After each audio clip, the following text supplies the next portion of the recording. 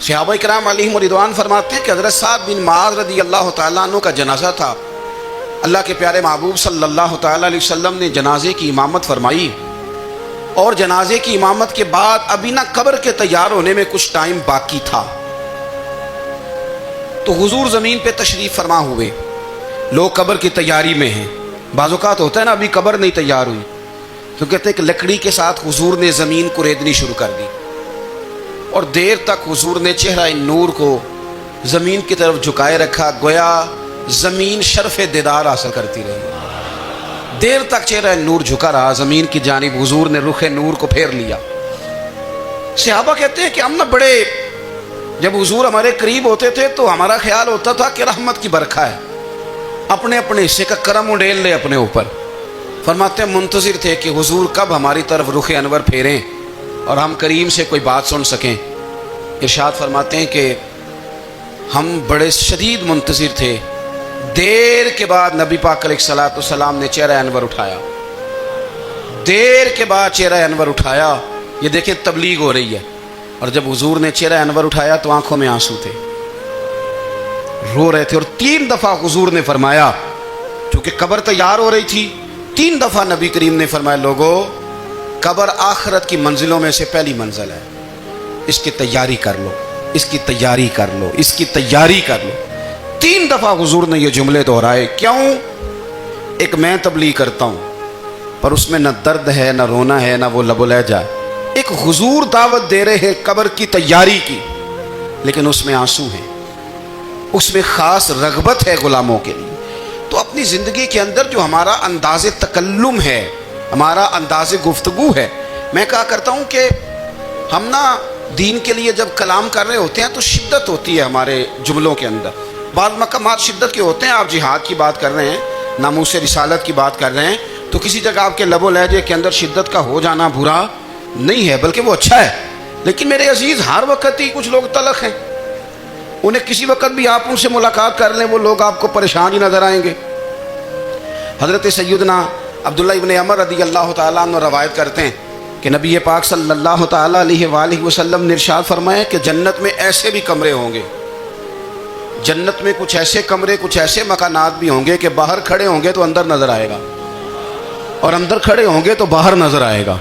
یعنی ایک تو تم آئینے لگاتے ہو نا، وہ دیواریں اتنی شفاف ہوں گی کہ اندر باہر سے ان کا حسن دکھائی دے گا.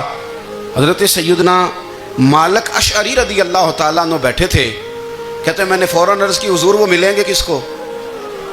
وہ جو اتنے حسین گھر ہوں گے کہ دیواریں ہی شیشے کی محسوس ہوں گی، اندر باہر سے حسن کے جلوے دکھائی دیں گے، حضور وہ ملیں گے کسے؟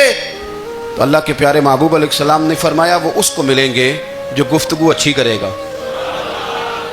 جو گفتگو اچھی کرے گا، لب و لہجہ اخلاق والا ہوگا، گفتگو اچھی کرے گا، لوگوں کو کھانا کھلائے گا، اور جب لوگ سو رہے ہوں گے تو وہ اٹھ کے اپنے رب کی عبادت کرے گا. اس شخص کو وہ مکانات ملیں گے جن کی دیواریں آئینے کی مانند ہوں گی، جن کا حسن تازہ ہوگا، جن کو اللہ تبارک و تعالیٰ نے اپنے فضل سے مزین کیا ہوگا، سنوارا ہوگا.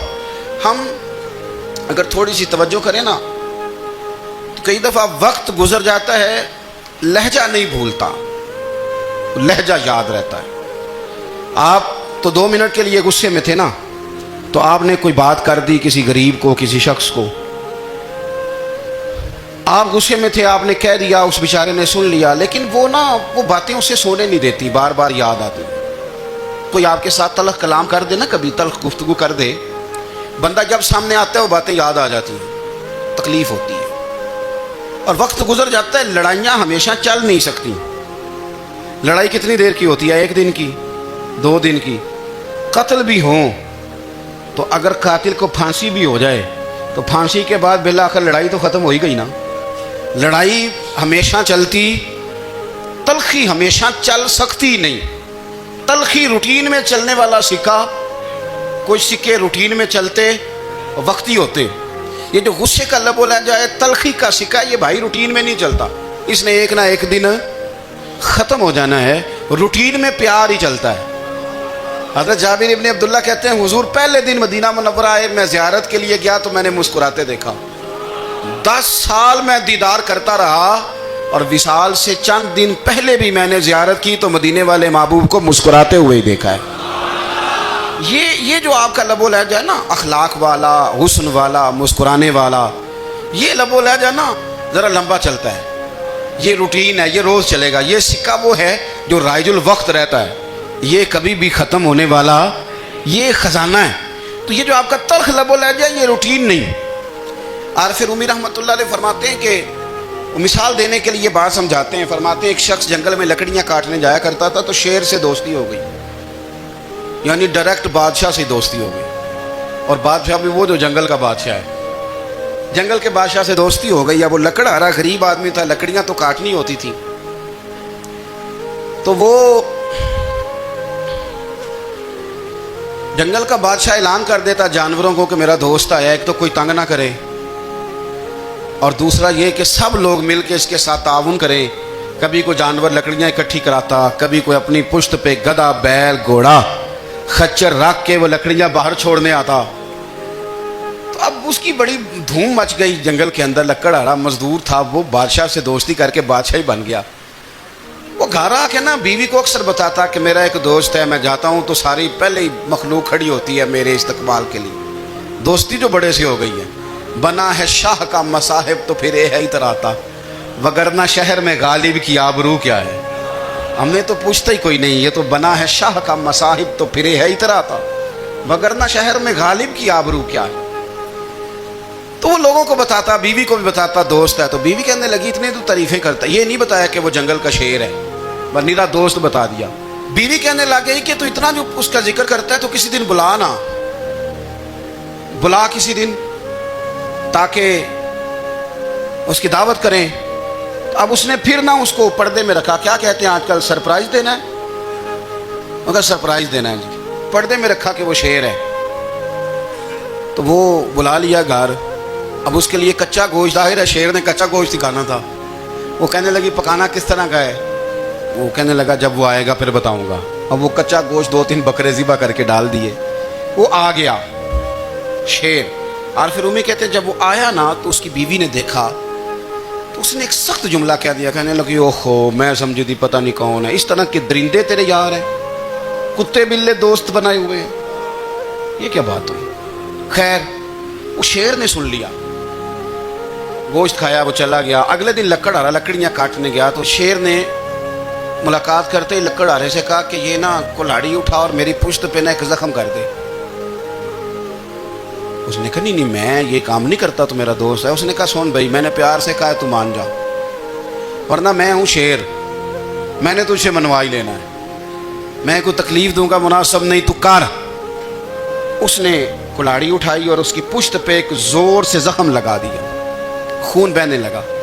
اس نے کہا تو نے آج کے بعد آنا ہے، لکڑیاں کاٹنی ہے، تجھے کوئی کچھ نہیں کہے گا، بس یہ ایک حکمت تھی جو میں نے کیا ہے۔ قصہ مختصر، وہ آتا رہا، لکڑیاں ملتی رہیں، خدمت بھی ہوتی رہی، 6-8 ماہ گزر گئے۔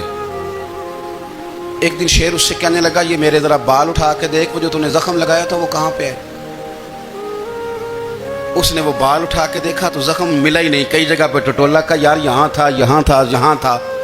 شیر نے پھر کیا کمال ہی جملہ کہا، اس نے کہا کہ وہ جو کلاڑی کا زخم تو نے لگایا تھا نا وہ مکمل ہو گیا، لیکن تیری بیوی کا جو لہجہ تھا اور اس کی جو تلخی تھی وہ آج تک میرے ذہن میں موجود ہے، وہ ابھی بھی مجھے تکلیف دیتی ہے۔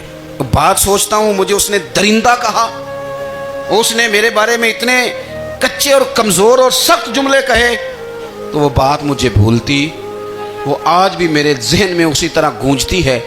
تلخ جملے جو اس نے کہے اور خوفناک جو انداز اس نے اختیار کیا، وہ بات مجھے کبھی بھی بھولتی۔ تو آپ کے لفظ لوگوں کو بھول جاتے ہیں پر لہجہ یاد رہتا ہے اگر ہم اپنے لہجے پر تھوڑی توجہ ہی کر لیں۔ کچھ لوگ کہتے ہیں جی میرا جی روٹین یہ ہے بات کرنے کی، تو یہ یاد رکھنا کسی وقت ایسا بھی ہوتا ہے کہ شیر کو سوا شیر مل جاتا ہے، پھر ایسا نہ ہو کہ آپ کی تلخی کی جواب میں کوئی اس طرح کی تلخی ہو کہ پھر آپ اس کو کبھی بھلا نہ سکیں۔